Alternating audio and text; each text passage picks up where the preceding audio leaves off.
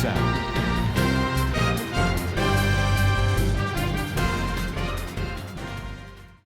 Good evening and welcome to Upper Dublin News Network. I'm Michael Cummins. And I'm Samantha Singer. Our first story this evening is that the Wade dump fire from 1978 is going on trial. On the industrial riverbank of Chester, Pennsylvania, a huge fire had begun with multiple explosions, killing about 30 people at the scene and leaving 45 in critical conditions. Roughly 200 people were exposed to these chemicals, and about 50 of these people were diagnosed with cancers, vascular and neurovascular disorders, and kidney failure. Several years after the incident, the site was filled with tons of toxic chemicals that were illegally dumped for years. The origin of this fire continues to be a mystery to this day. What is known so far is that the site that housed Eastern Rubber Reclaiming was used as a dump site for chemicals such as cyanide, PCBs, benzene, toluene, and many others by a company owned by Melvin Wade. These chemicals were dumped until 1978 when an intense fire destroyed one building and damaged two others that were used for storing and holding the chemicals I mentioned earlier. An estimated 3 million gallons of chemicals were stored in these buildings. After the fire, only about 1,500,000 gallons were left along with the remains of the buildings, barrels, and ruined earth. The groundwater was contaminated due to the dumping and fire with chemicals such as lead, mercury, chromium, and arsenic that threaten the lives of any residents, workers, and wildlife of the area. Our first interview today is with a man named Daniel Elder, a police officer on duty during the Wade dump fire. We will now go to our correspondent, Matt LeDove, who will be interviewing Daniel Elder. Hello, I'm Matthew LeDove. I'm here with Mr. Elder. Now, you were a police officer on duty during the incident, right? Yes. Now, can you tell me a little bit about yourself? When the fire occurred, I was 28 years old, and I'd already been patrolling the site for about 5 years. I continued patrolling the site for another 5 years after the fire. At age 34, I was diagnosed with endocarcinoma, which is the forming of tumors of epithelial tissue on my cecum and colon, which basically means that I had a monstrous tumor blocking up my large intestine. So, Mr. Elder, do you believe that any of the chemicals used had caused these tumors? Yes, I do. And do you remember anything from that day?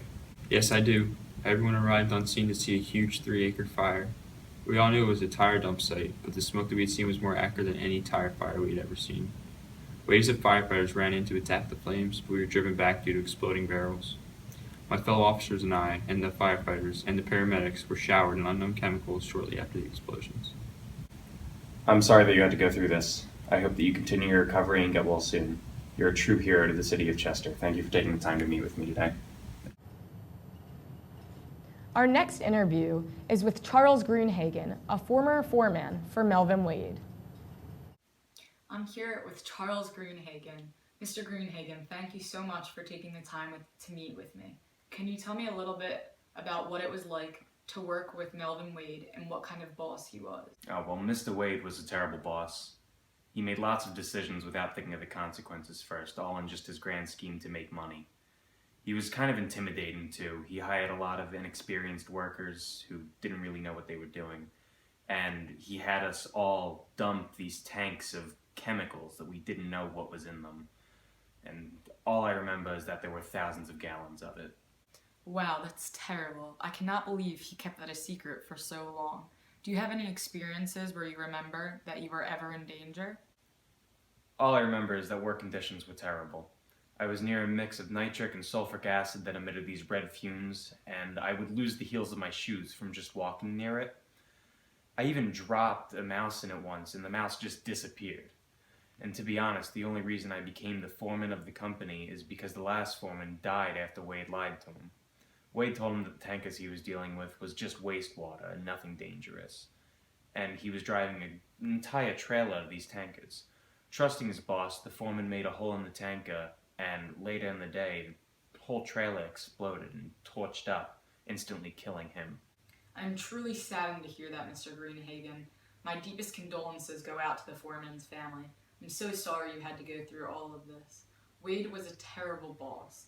Thank you again for taking the time to meet with me. It's not a problem. For years after the fire, Melvin Wade would sneak onto the property to scavenge for junk he could sell. He spent less than a year in jail for his role in the dumping. He was used, and the people who used him are far more culpable, a judge said at his April 1981 sentencing. As of 2008, Melvin Wade was living in an abandoned house in Chester.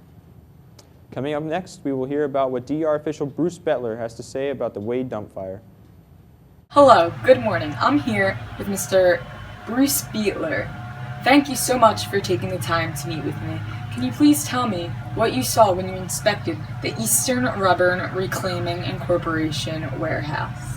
Now, what I saw was the most uncontrolled, horrendous facility I've ever seen. It was obvious that much of the material was volatile. Their shoes were steaming and smoking. I found many stacked leaking drums emitting fumes that sickened them. I wrote down words I saw stenciled on a few barrels like sodium copper cyanide, benzene, hexane, and many more. Mr. Bettler, if you saw all this, why didn't you tell anyone? It's okay, Samantha. Many people think the DER did not notify people of what was occurring there. For cleanup, the DER managed a long-term project that occurred after the fire. Tires, tankers, debris piles, and buildings were removed, decontaminated, and disposed of. Contaminated soil was removed to depths with acceptable levels of contamination or to the level of the water table. The site was leveled, filled, and graded, then covered with topsoil and seeded to minimize erosion. EPA, in conjunction with the state, deleted the site from the National Priorities List in 1989. Well, I'm glad the site is all cleaned up now. Thank you again for taking the time to meet with me. It's my pleasure. After speaking with survivors and workers, we decided to reach out to the families of the victims, and one of those who stood out the most to us was the wife of Vincent Moose McLaughlin, who died at the age of 48 from thyroid cancer.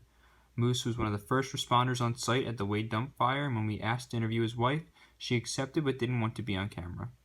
You can go whenever you're ready, Mrs. McLaughlin. He was a hunk. He was a hunk. Is exactly what he was a hunk. There was a charisma about Vince. He had a charisma. He had a way about him. I don't know what it was. He was a big boy. He was a football player, but he was like a teddy bear. When my Patty was born, she only weighed 2 pounds 12 ounces, and that man went to the hospital every single day and every night to see that baby. That fire lasted a couple of days, so I remember him going the first time and then coming back and then going back again. What made me mad was that the city took no responsibility for this whatsoever, and it was their fault. These boys left their homes, left their families. They were going to work. Well, of course, with a firefighter or a police officer, you don't know whether they're coming home again. But this Wade dump fire was supposed to be a tire dump. There was not supposed to be toxic waste. I mean, I can remember the fellas saying that the barrels were just shooting up in the air.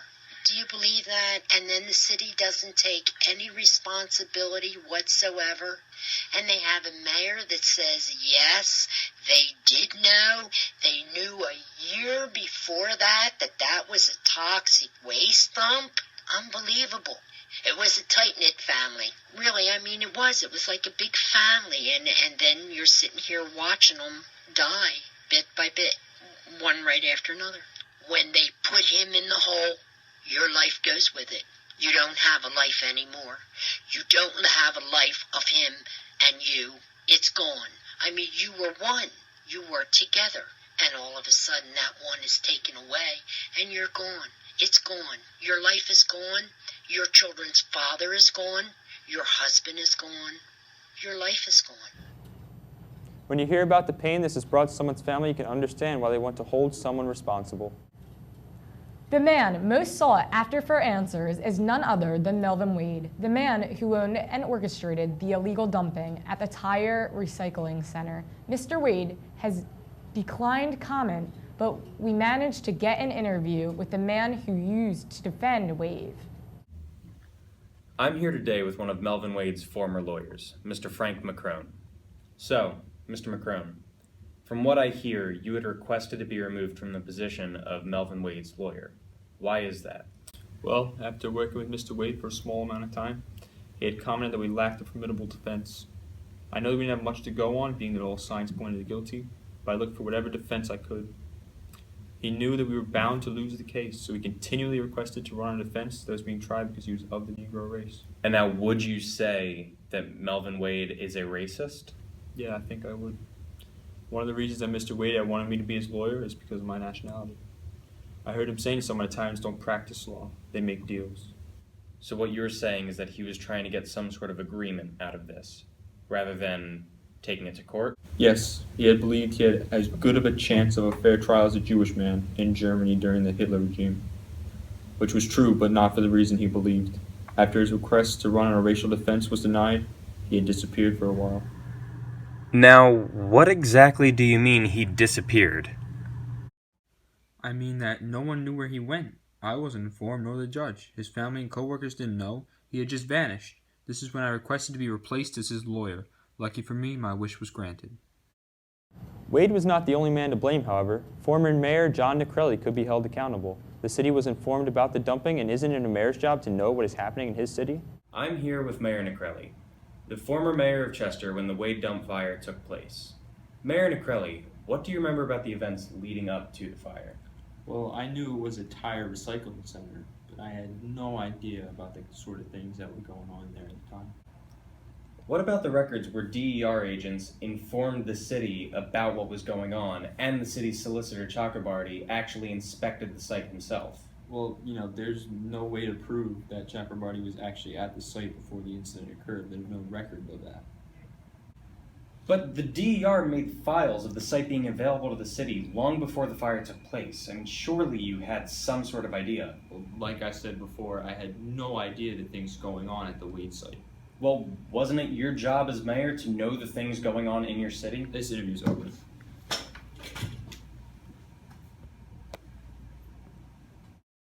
State officials in 1977 ordered Wade and ABM to cease activities and clean the property. Dumping stopped, but Wade and ABM said they had no money to clean up the site and later filed for bankruptcy. Cleanup costed millions of dollars, but the site is now considered safe. While the site is now safe, there has been irreparable atrocities committed against these families. We can only hope that justice will be served and that these families can attempt to piece their lives together through this trial. Thank you for watching UDN, and I'm Michael Cummins. And I'm Samantha Singer. We'll see you tomorrow at 7 p.m. for more information. Thank you for watching.